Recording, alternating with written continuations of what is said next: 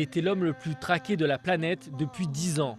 Fils d'une riche famille saoudienne originaire du Yémen, Oussama Ben Laden grandit et étudie en Arabie Saoudite.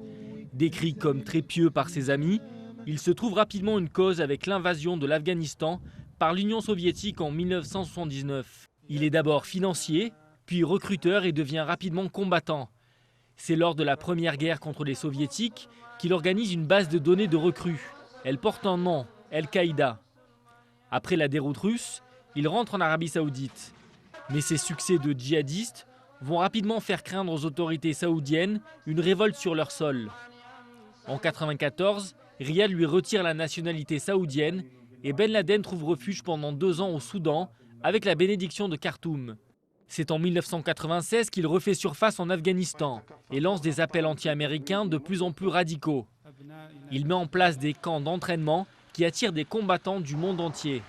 Il devient une cible à abattre après ses premières attaques majeures contre les ambassades américaines en Tanzanie et au Kenya en 1998.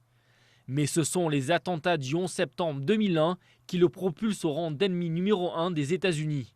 Washington déclare la guerre aux talibans et lance une traque contre Ben Laden qui va durer plus de 10 ans. Elle s'est achevée dimanche dans la ville d'Abbottabad au nord d'Islamabad. Un commando américain attaque la maison où se trouve Ben Laden, le tue et repart avec son corps.